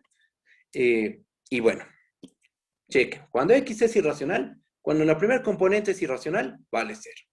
Si X, Y está en Q cruz I, vale 0. Si X, Y está en Q cruz Q y la segunda componente es la expresión de su forma irreducible, siendo la segunda componente distinto de 0 y 1, entonces vale 1 entre Q. Y si X es racional y Y es 0 o 1, esta cosa vale 0. Esta es la regla de correspondencia. Lo primero que vamos a hacer es tratarnos de imaginar la gráfica de la función, que es algo bastante complicado, pero vamos a irlo haciendo por secciones, como le hacemos en cálculo 3, ¿no? Cuando uno quiere estudiar una función en varias variables, si la función es demasiado complicada, para hacer un esbozo inmediato de la gráfica, ¿qué es lo que uno hace? Pues se toma los conjuntos de nivel, toma secciones y analiza cómo son las secciones para poder hacer un esbozo de la gráfica en general. ¿Va? Entonces vamos a hacer eso, vamos a un poquito de eso. Bajamos. Voy a hacer esto. Ahí está. Para que se vea todo. Ahí está. Bien, chequen. ¿Cómo está la situación? Vamos a ver, voy a hacerlo un poquito más grande. Ahí está. ¿Cómo está la situación? Observen, cuando la X es irracional, vean el primer dibujo. Cuando la X es irracional, estamos diciendo que la función vale 0. Entonces, todo lo que está de azul, esa línea azul, es la constante 0. Cuando X es irracional. ¿Estamos de acuerdo que eso nos lo dice la regla de correspondencia? Y cuando X es racional, tenemos 3 opciones. Ajá, cuando la primera componente es racional, ¿qué posibilidades tenemos? Que la segunda componente sea irracional. En ese caso, se sigue valiendo 0. Y es lo que está punteado de azul. Ajá. Cuando la segunda componente es irracional y la primera racional, también vale 0 y es lo que está punteado de azul. Cuando ambas entradas son racionales, tanto la X como la Y son racionales, entonces lo que hacemos es expresar a Y en su forma irreducible y suponiendo que Y es distinto de 0 y 1, pues tomamos suponte que Y es de la forma P entre Q, entonces vale 1 entre Q. ¿Y qué es lo que se nos dibuja en esta sección? Cuando X es racional, en ese corte se nos termina dibujando la función de Tomai. La función de Tomai es como un arbolito de Navidad, ¿no? Son puntitos que se van formando como un triángulo y justo es lo que tenemos en esta sección, en este corte. Tenemos la función de Tomai. ¿Ok? Ahora, otra cosita más. ¿Qué pasa cuando Y es 0 o Y es 1? O sea, ¿qué pasa cuando estamos en estos casos de aquí? Pues vale 0 y vale 0 la función, como indica la regla de correspondencia. Cuando Y es 0 o cuando Y es 1, la función f vale 0. Entonces, ¿cómo se ve la gráfica de la función? Pues miren, aquí está su plano cartesiano, su espacio más bien, su espacio tridimensional. Y entonces cuando es un corte en una sección racional, cuando la primer componente es racional y haces el corte, te va a quedar la gráfica de la función de Tomai de una variable. Y cuando tomas un X irracional y haces el corte, te queda la función constante 0. Y entonces, si haces corte racional, función de Tomai. Si haces corte irracional, la constante 0. ¿Eso cómo lo deducimos? Pues simplemente de estudiar la regla de correspondencia. Y esto último que dije es lo que indico en estos dibujitos. Fíjate, cuando X está en Q intersección, si X está en Q intersección el 0, 1, entonces y tomamos el unitario de X cruza el 0,1, lo que se nos termina dibujando en este corte es la función de Tomei, la gráfica de la función de Tomei de cálculo 1 o cálculo 2. ¿Ja? Y cuando tomamos un X irracional en el 0, 1, lo que se nos dibuja aquí es la constante 0. ¿Ok? Entonces, al final pues nos termina quedando este dibujo, que dependiendo de cómo hagamos el corte, hacemos un corte con un plano que es paralelo al plano YZ. ¿El plano YZ cuál sería? Este es Y, este es Z, este es X. Tú tomas un plano, el plano de color rojo que está en el dibujo. Tomas tu plano, paralelo al plano YZ, cortas, ¿y qué opciones tienes? Que cortas al eje X o en un racional o en un irracional. Si lo cortas en un racional, ese corte te va a dar la gráfica de la función de Tomei en una variable. Pero si tú lo cortas en un punto del eje X irracional, lo que te va a arrojar es la constante 0. La gráfica de la función constante 0. ¿Ok? Bueno, primero imaginarnos la gráfica. Ya nos la imaginamos, más o menos. ¿Qué es lo que sigue? Pues ya empezar con la demostración. Bajo. Ok, ahora, ¿cuál es el plan? El plan de la demostración es el siguiente. Lo primero que vamos a hacer es, vamos a empezar probando que para toda partición del 0, 1 cruz 0, 1, la suma inferior de f respecto a la partición P vale 0. Como la f es mayor o igual que 0, ¿estamos de acuerdo que la función es mayor o igual que 0? ¿Sí está bien eso? Si hay alguna duda con esa hipótesis, me dicen. La f es mayor o igual que 0 en todo punto del dominio. Entonces podemos usar el lema anterior.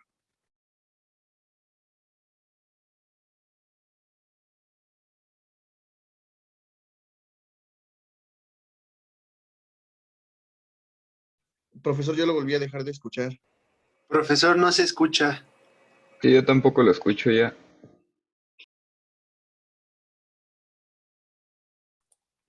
Voy. Ahorita arreglo eso. Chin. Voy.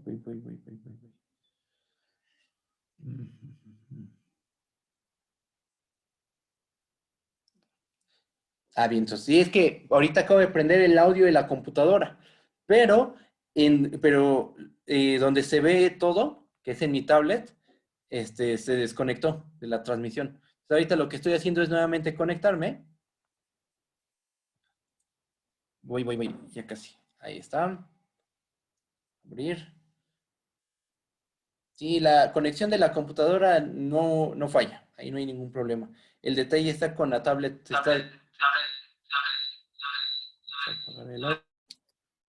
¿Ya se escucha? ¿Sí me escuchan? Sí. Bien, Ya. vale. Estamos poniéndolo de nuevo. Ahí va. Ahí está. Bien. Se ve. Compartir pantalla. Comenzar transmisión. Ahí está. Chan. Chin, ¿qué pasa ahora? A ver. ¿Qué pasa? Voy, ¿eh? Ahí voy. Compartir pantalla.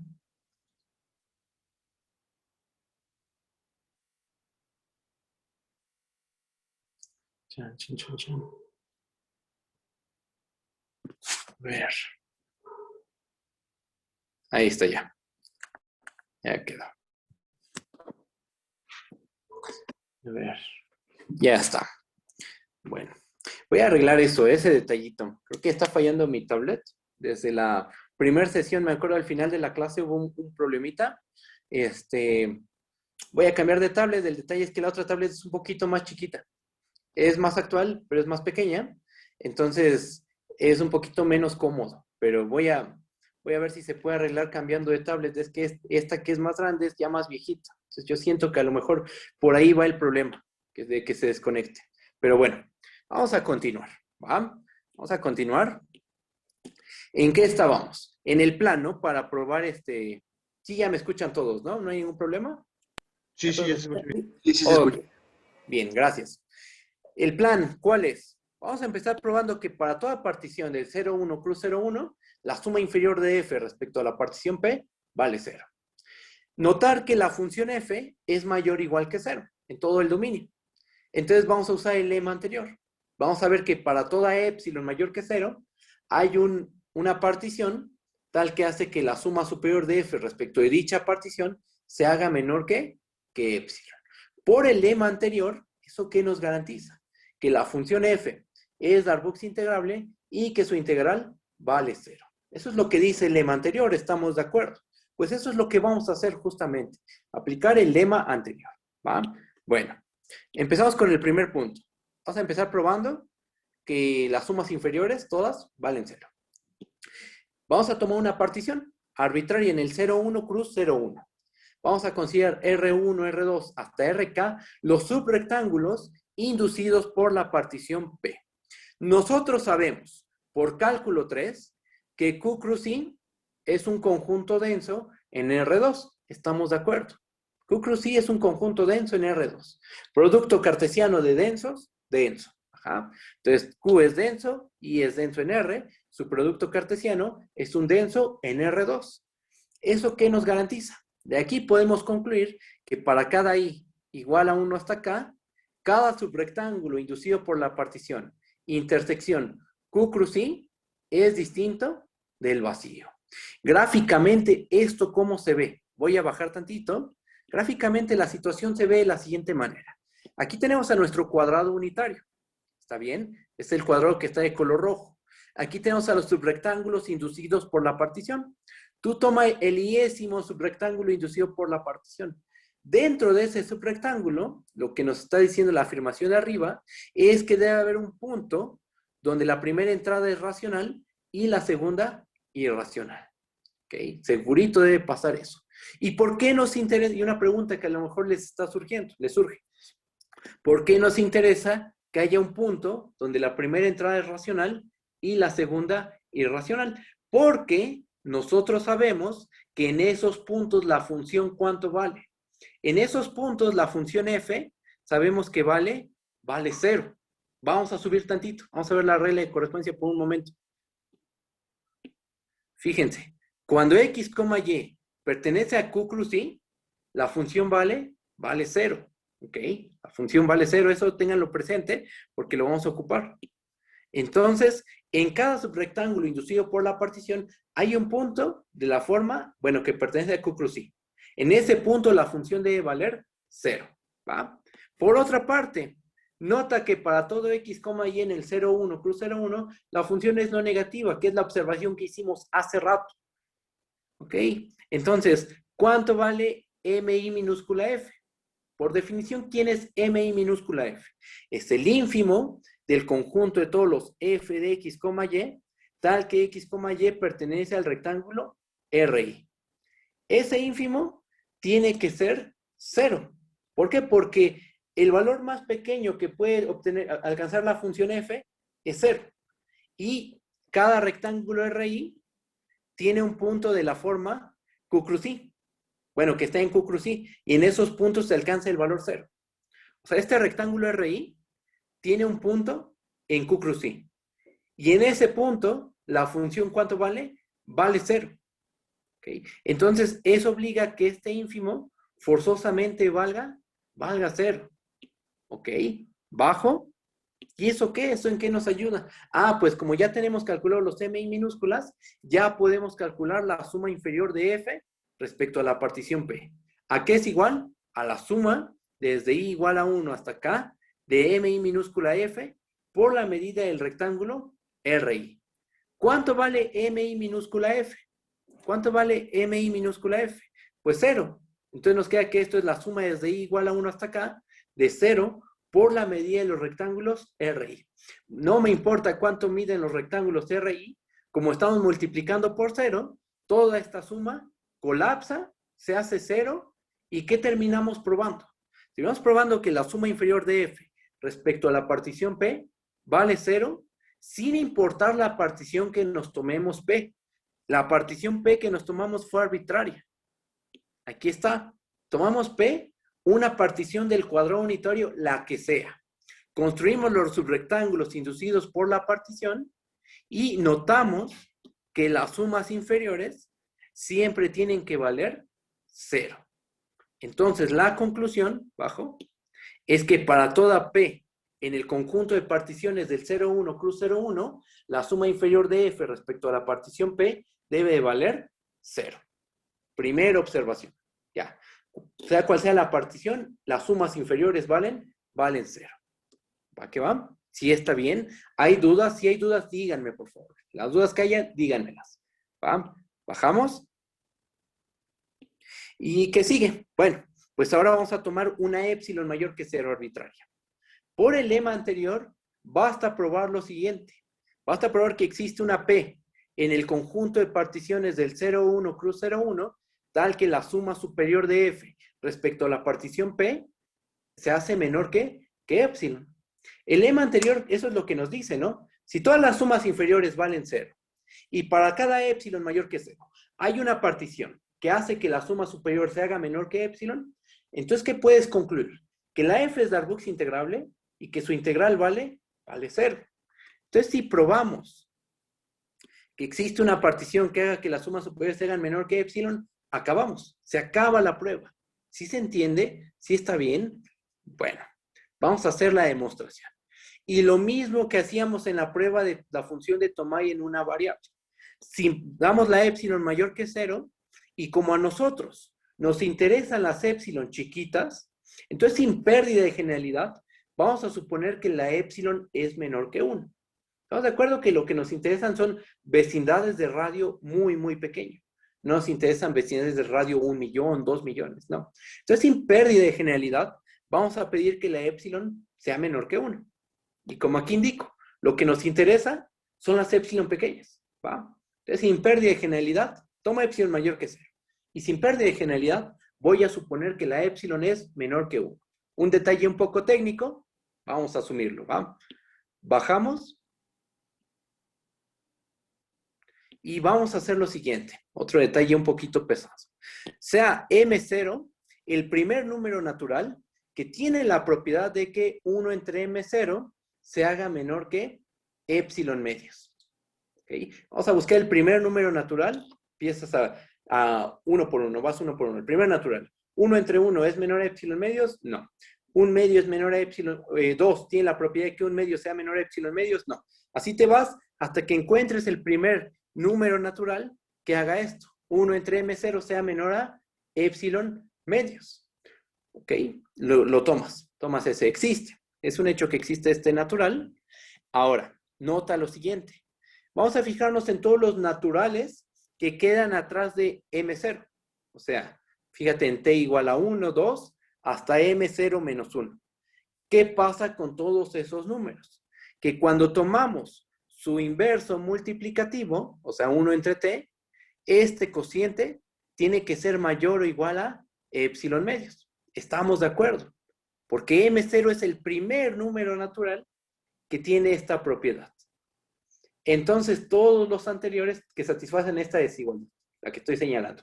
Entonces, todos los naturales anteriores no cumplen esa desigualdad, por lo cual cumplen la desigualdad contraria. ¿Va? Bueno, segunda observación. Tercer paso. Notemos que para cada t igual a 1 hasta m0 menos 1, y después de esto va una interpretación geométrica de lo que estamos haciendo, para cada t igual a 1 hasta m0 menos 1, fíjense en estos conjuntos, los conjuntos AT, definidos como los conjuntos de todos los x, k entre t, tal que k corre de 1 hasta t menos 1 y x está en el 0,1. ¿Ese conjunto quién es? Es la unión de una cantidad finita de segmentos de recta. Ahora, esto es para cada t igual a 1 hasta m0 menos 1. O sea, para t igual a 1, te construyes un conjunto A1. Y estamos diciendo que ese conjunto A1 es la unión finita de segmentos de recta. A2 es la unión finita de segmentos de recta. Así te vas hasta AM0 menos 1. Es la unión finita de segmentos de recta. Unes a todos esos y definimos a A como la unión desde t igual a 1 hasta M0 menos 1 de AT. Y esa es la unión de una cantidad finita de segmentos de recta. ¿Va? ¿Cómo se ve eso geométricamente? Bueno, un detallito más. Vamos a suponer que A es la unión desde I igual a 1 hasta S de los LI, donde los LI son segmentos de recta paralelos al eje X. Así son los segmentos de recta. Fíjense lo que estamos haciendo. Los AT, ¿quién son? Vamos a ver quiénes son los AT. Es el conjunto de todas las parejas X, K entre T, donde K corre de 1 hasta T menos 1. Y X se mueve en el 0, 1. Observa, X tiene libertad. X se mueve en todo el 0,1. Aquí está 1, aquí está 0, aquí está X, ¿no? Entonces, Y. X tiene libertad total. X no tiene restricción. Ajá. Quien está restringida es la segunda componente. La T está fija. Cuando tienes a AT, cuando estableces a AT, la T está fija. Lo que es variable es la K. K corre de 1 hasta T menos 1. Entonces, ¿qué es lo que nos termina arrojando eso? Pues segmentos de recta, porque como la X es libre, pues eso nos genera todo este segmento de recta, después todo este segmento de recta. Por cada K tenemos un segmento de recta. Ajá. Ahora, eso es por cada K y por cada T. Dejas correr a la T y obtienes conjuntos de segmentos de recta, finitos, una cantidad finita de segmentos de recta.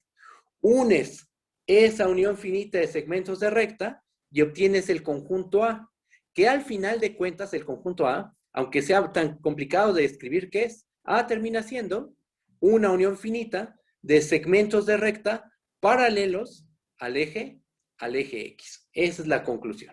Tenemos una cantidad finita de segmentos de recta paralelos al eje X. ¿Y esos segmentos en qué me van a ayudar? ¿Para qué los queremos? ¿Por qué nos van a ser útiles?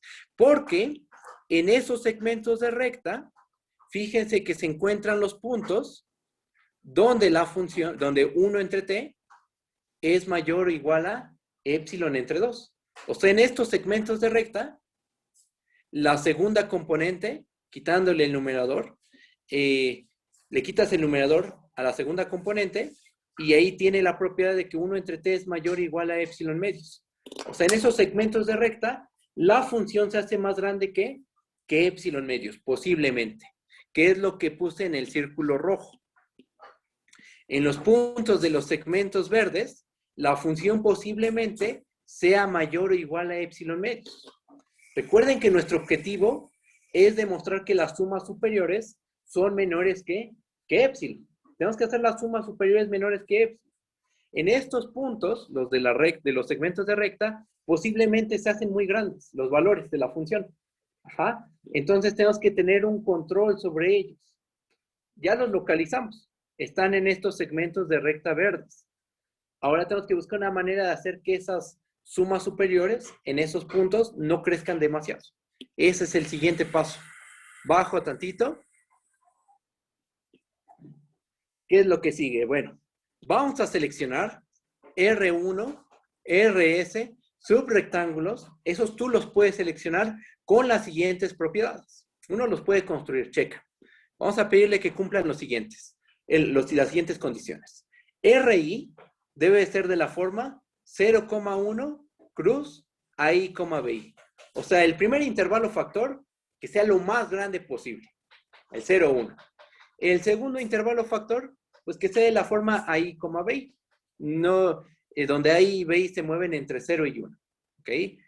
LI, que es una de las rectas que conforma el conjunto A, se queda contenida en el interior del rectángulo RI. ¿Okay? Vamos a pedir que se quede en medio así como indica el dibujo. Aquí está LI y el rectángulo RI lo contiene en su interior. ¿va? Otra cosa más, estos rectángulos que tú te puedes construir, los vamos a pedir ajenos 2 a 2. RI intersección RJ es igual al vacío, siempre y cuando I sea distinto de J. O sea, tomo dos rectángulos distintos, entonces son ajenos. Algo así como una partición de conjuntos, ¿no? Y otra cosa más, cuando yo sumo la medida de todos esos rectángulos, esa suma se hace menor a epsilon medios. O sea, sumas todos esos rectangulitos, sus áreas, de todos esos rectángulos, sumas las áreas, y esa suma debe de ser menor a epsilon medios. Eso se puede hacer la construcción. Eso se queda como un ejercicio para ustedes, pero básicamente, ¿qué es lo que se tiene que hacer? Enumeras todos los segmentos de recta. L1, L2, L3, LS. En cada segmento de recta, en cada segmento de recta, te construyes un subrectángulo que tenga este lado, que estoy señalando en la pantalla, que la longitud de este intervalo sea muy, muy pequeña. Podemos tomar una base muy, muy chiquita. Tú la puedes seleccionar de manera adecuada. Y la seleccionas tan pequeña que este RI y este RJ, tú tomas rectángulos y subrectángulos distintos y la intersección resulta ser vacía. Y al tomar las longitudes de estos lados tan pequeñas, haces que estas sumas se hagan menores que epsilon medios. ¿Va? La suma de todos estos es menor a epsilon medios. Bajo tantito. Ahora, ocurre que esos subrectángulos que consideramos inducen una partición. Eso suena un poco extraño porque lo usual es, dada una partición, esa partición induce subrectángulos. Pero ahorita lo que vamos a hacer es, dada esa familia de subrectángulos que construimos arriba, podemos construirnos una partición. ¿Cómo está eso? Bueno, primero vamos a verlo geométricamente. CAP, la partición inducida por los rectángulos R1, R2 hasta RS. Vamos a considerar la partición inducida por los rectángulos R1, R2, RS. Ahorita explicamos cómo se construye. Entonces, P induce a los subrectángulos R1, R2 hasta RS y a los subrectángulos R1', R2', RL', como indica la figura. Chequen. Vamos a ver la figura. Aquí va la explicación de cómo se construye la partición P a partir de los subrectángulos dados arriba. Tú construiste rectángulos R1, aquí hay un R1, aquí hay un rectángulo R2, aquí hay un rectángulo RS, ¿no? El esésimo rectángulo. Tú ya tienes esos rectángulos dados. Dijimos, voy a subir tantito, que el primer factor que conforma esos rectángulos es todo el intervalo 0,1. Entonces, esos rectángulos se ven más o menos de esta forma. ¿Ok? Pensando que este es el eje Y. Y aquí está el eje X. ¿Ok? Estamos diciendo que el primer intervalo factor es todo el 0,1. El segundo intervalo factor, pues, es un cachito. A lo mejor es de esta forma. Aquí está A1, B1, A2, B2, A3, B3. Esos son mis subrectángulos. El primer factor es todo el 0,1. Ahora, fíjense, podemos considerar los puntos del primer, del segundo intervalo factor. A1, B1, A2, B2, A3, B3, así hasta ASBS. Esos puntos, ¿dónde se encuentran? Esos puntos se encuentran en el segundo intervalo factor. El A1, B1, A2, B2, A3, B3 se encuentran en el segundo intervalo factor. En el primer intervalo factor tenemos solo A0 y A1. Entonces, estos puntitos que están de negro, que estoy remarcando, esos puntos son los puntos de la partición inducida por los rectángulos R1, R2, RS. ¿Okay? Esto de una manera geométrica. Un poquito complicado de explicar, eso es un hecho, Es bastante compleja la construcción, pero bueno, esta es la primera parte geométricamente. Segunda forma, pues vamos a hacerlo de manera formal. Checa. Aquí está la construcción formal. Nosotros tenemos los rectángulos RI dados por 0,1 cruz AI, BI. Así son mis subrectángulos, ¿no? Los que definimos arriba. De esa forma son. Sin pérdida de genialidad, vamos a suponer que A1 es menor a B1, A2 es menor a B2, AN es menor a BN. Yo puedo enumerar los subrectángulos de tal forma que queden estos números ordenados de esta forma. ¿Ok? Ahora, ¿cuál es la partición inducida por esos subrectángulos? Esta. CAP, la partición que tiene como primer partición factor al 0 y 1, y la segunda partición factor es esta. 0, A1, B1, A2, B2, así nos seguimos hasta AN, BN, 1. Entonces, pregunta, ¿qué subrectángulos induce esta partición? ¿Cuáles son los subrectángulos que induce esta partición? Ah, pues algunos de los subrectángulos que induce esta partición son el 0,1 cruz A1, B1, el 0,1 cruz A2, B2. Así nos seguimos hasta el 0,1 cruz AN, BN, que son los subrectángulos originales. Son los que ya teníamos dados. Ajá. Pero aparte me induce otros subrectángulos adicionales. Por ejemplo, el 0,1 cruz 0,1, el 0,1 cruz B1,2, así hasta el 0,1 cruz BN,1. Esos son subrectángulos nuevos. En el dibujo, ¿cómo se vería? Los rectángulos originales serían los que están de color verde. Estos. Estos son los que teníamos de antemano. Y los nuevos subrectángulos son los que quedan al lado, por decirlo de alguna manera. Estos.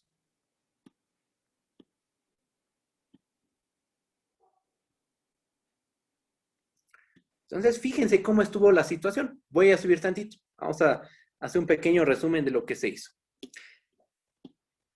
Aquí está. Y ahorita continuamos con la prueba porque ya va a acabar. Ya va a acabar prácticamente. Lo que hicimos fue meter los puntos donde la función de Tomai se hace mayor o igual a epsilon medios dentro de segmentos de recta. Estos segmentos de recta contienen los puntos donde la función de Tomai se hace mayor o igual a epsilon medios posiblemente. ¿Cuántos segmentos de recta hay? Hay una cantidad finita. Ok. Ahora, por ser una cantidad finita de segmentos de recta, lo que vamos a hacer es encerrar a cada segmento de recta dentro de un rectángulo que tenga, una familia de rectángulos que tengan estas 4 características. El diésimo rectángulo es de la forma 0,1 cruz AI, BI. El segmento de recta LI se queda contenido en el interior del rectángulo RI. Los subrectángulos RI son ajenos 2 a 2 y la suma de las medidas de todos ellos es menor a epsilon medios. Algo como lo que indica este dibujo, ¿va? El segundo paso es esos subrectángulos, el R1, el R2 hasta el RS, inducen una partición. Que eso es un poco extraño porque lo usual es, dada una partición, nos induce subrectángulos. ¿Ah? Pero por la manera en que está definida estos subrectángulos, podemos definir una partición. Voy a bajar. CAP, la partición inducida por los rectángulos R1, R2 hasta RS. Que son esta partición, ¿no? La de los puntos negros. Estos puntitos negros. Ajá. Tenemos los rectángulos originales, el R1, el R2, hasta el RS, y a partir de eso obtenemos nuevos subrectángulos.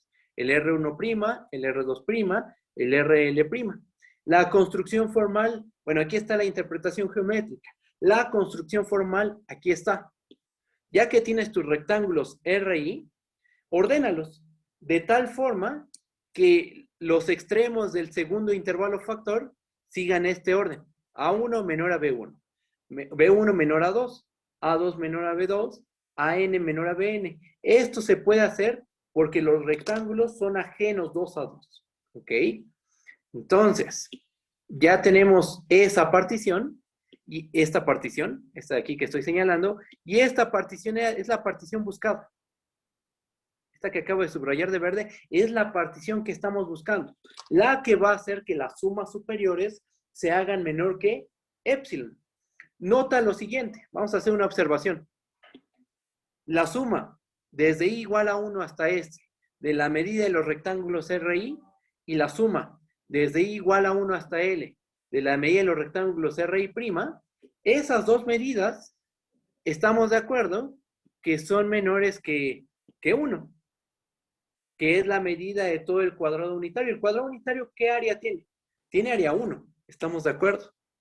Y la suma de los rectángulos RI y los RI' se queda metida en la medida del rectángulo grandote, el cuadrado unitario. Entonces, estas dos sumas deben de sumar menos que 1.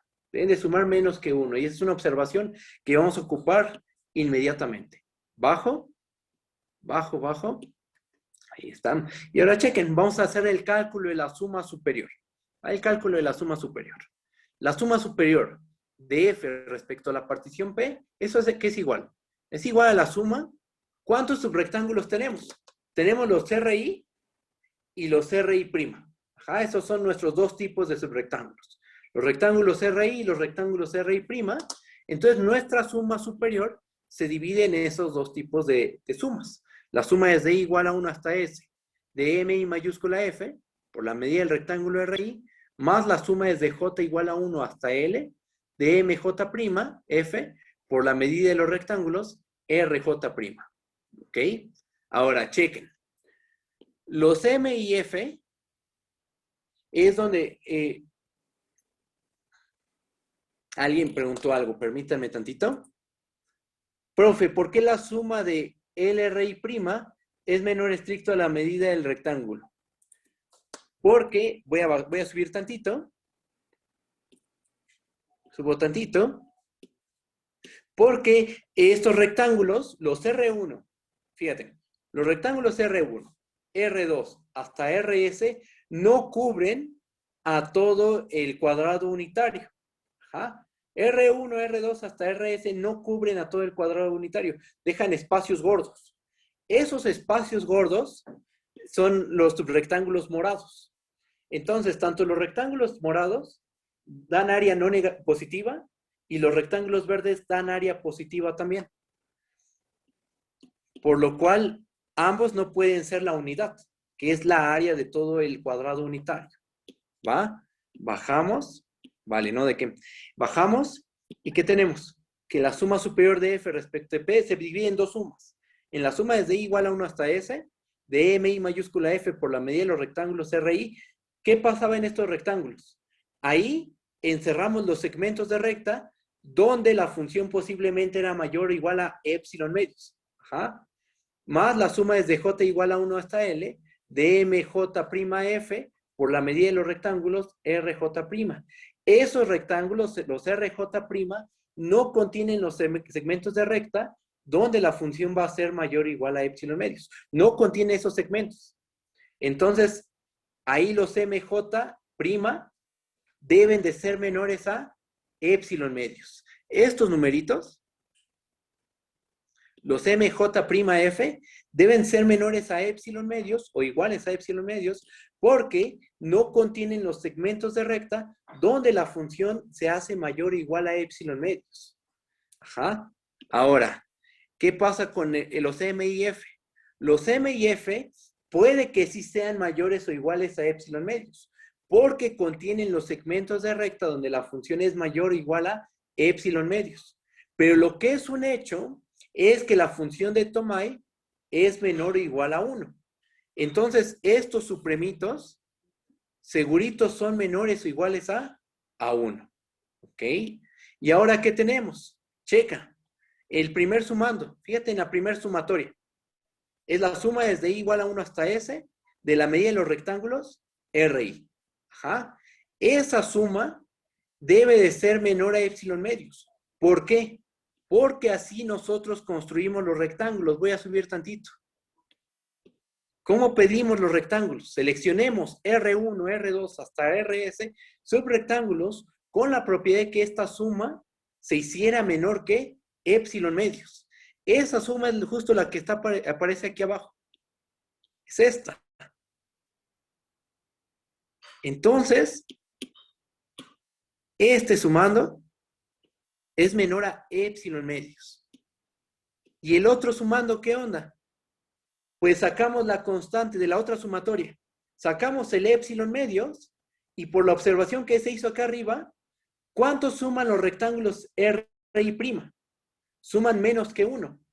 Entonces, la segunda sumatoria es menor a épsilon medios por 1. Pero eso es épsilon medios simplemente, ¿no? Y al final esto termina siendo menor que épsilon. Ajá. Complicadísimo, es un hecho. O sea, sí está pesada esta construcción. La prueba de que es integrable es difícil. Ajá. ¿Cómo construimos la partición? Es que aquí está lo extraño. Checa. Construimos una partición a partir de una familia de rectángulos que seleccionamos. Y eso es raro, porque lo normal es das una partición y eso te genera a los subrectángulos. ¿Ok? Y esos subrectángulos que habíamos seleccionado antes se seleccionaron de manera mañosa. O sea, se seleccionaron de tal forma que al final de esta historia, las sumas superiores sean menores que épsilon. Es una prueba bastante pesada, esto es un hecho, es difícil, pero bueno, ahí está. Ahí está la prueba, es poco intuitiva, la verdad. Es muy pesada la prueba. La traté de ser lo más geométrica posible, pero es una prueba muy, muy difícil.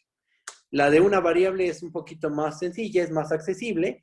En lugar de considerar segmentos de recta, en la de una variable, en vez de considerar segmentos de recta, son una cantidad finita de puntos. Ah, alguien pregunta, ¿por qué los supremos eran menor que 1? Ah, por esto, checa. Voy a subir tantito.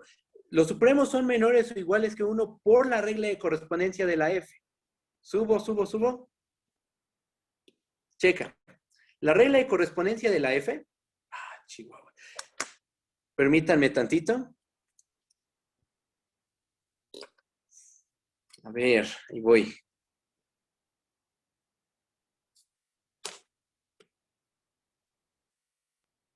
Ahí está. Listo. La regla de correspondencia de la F, sí se ve la pantalla, ¿verdad? Ok.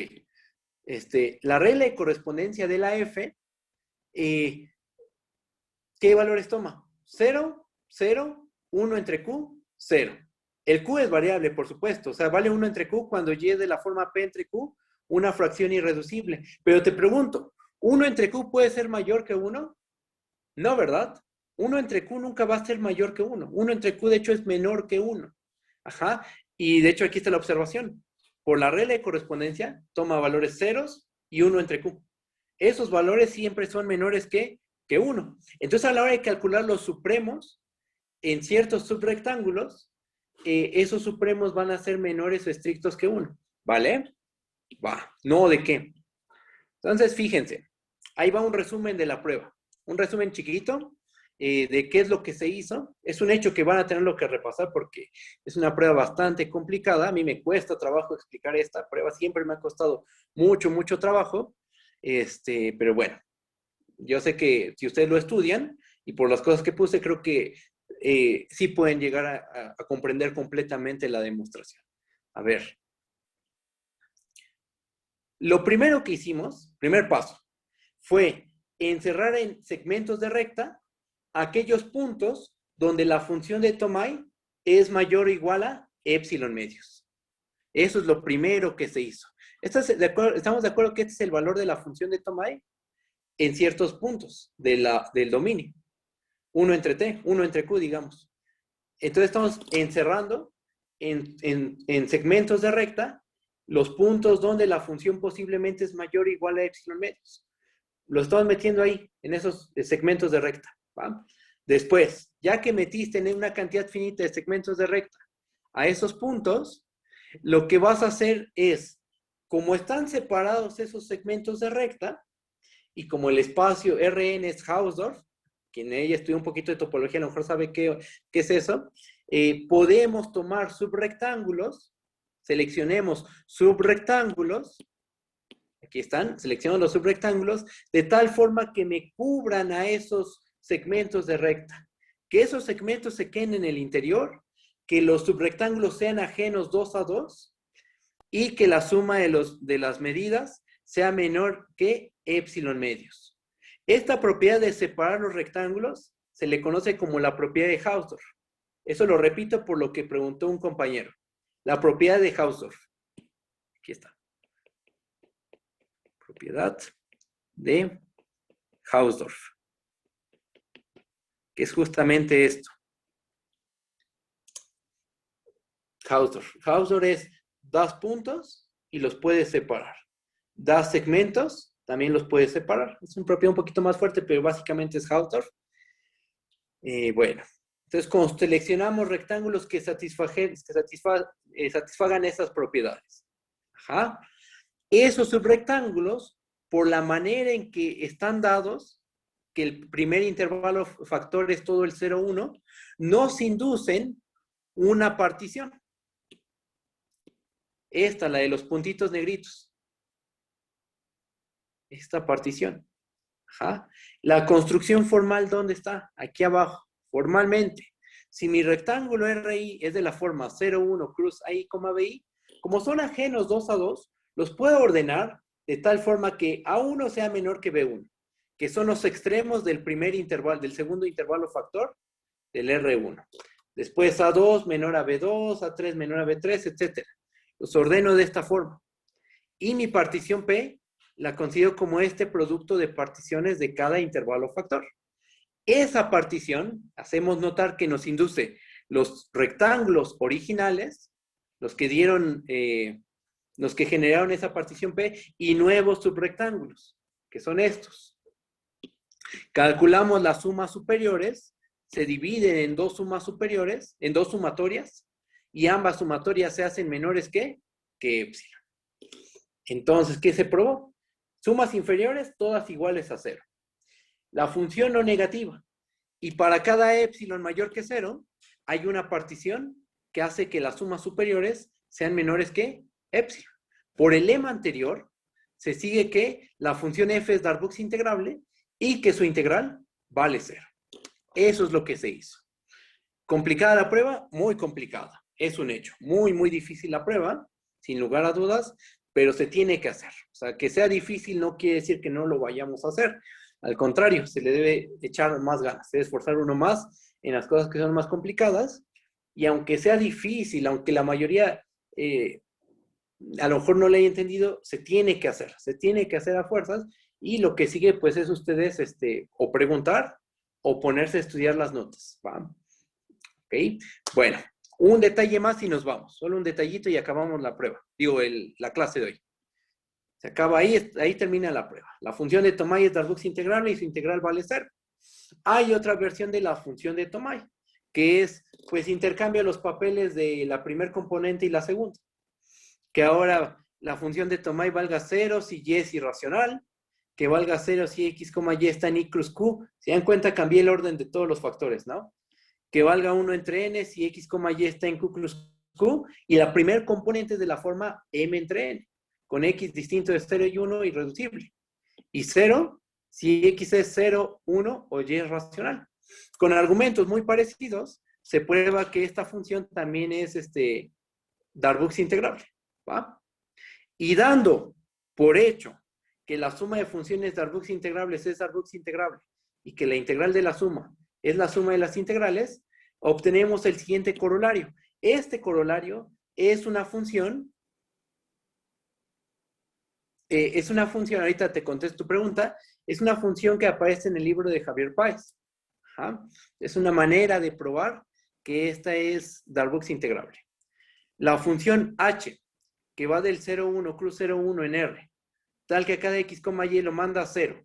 Si la primera componente es irracional, o la segunda componente es irracional, o x es 0 o 1, o y es 0 o 1, si estás en alguno de esos casos, la función vale 0. Y cuando ambas entradas son racionales y las expresamos en su forma irreducible, eso es 1 entre n más 1 entre q. Ajá. Esta es Darboux integrable y su integral vale 0. Prueba trivial siempre y cuando ya hayas probado que esta función g es Darboux integrable y la f que probamos antes es Darboux integrable. ¿Por qué? Porque ocurre que h se puede verificar que es la suma de las funciones f y g estudiadas arriba. Ajá. Esta h que aparece en el libro de Javier Páez es la suma de la f, la que trabajamos con mucho cuidado, y la g que acabo de comentar aquí arriba. Ambas son Darboux integrables. Vamos a probar más adelante que suma de Darboux integrable es Darboux integrable, y ocurre que al sumar estas dos obtenemos la h, esta. Y esta termina siguiendo Darboux integral y su integral vale 0. ¿Va? ¿Alguien preguntó algo? Déjenme ver el chat rápidamente. ¿No era n distinto de a 0 y 1, profe? Déjame subir tantito. No, lo que se pedía es que en la función anterior se pedía que la segunda componente fuera distinta de 0 y 1. La segunda componente distinta de 0 y 1. Ahora estamos pidiendo que la primera componente sea distinta de 0 y 1 y que sea un racional. Voy a subir tantito. Subo.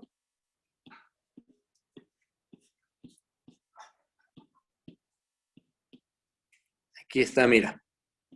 La segunda componente, un racional, y distinta de 0 y 1. Ajá. Lo único que estamos haciendo es cambiar los papeles.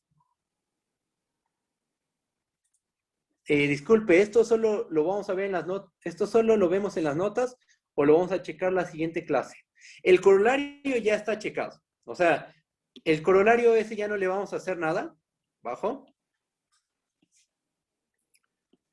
El corolario ya, ¿por qué no se le va a hacer nada? Porque, mira, de manera análoga a como lo hicimos con la f, con la función de Tomai, la g se prueba también que es Darboux integrable. Con las mismas técnicas, el mismo procedimiento, solo cambiando los papeles de x y y, se prueba que la g también es Darboux integrable. Véanlo como un ejercicio para ustedes. Prueben que la g es Darboux integrable,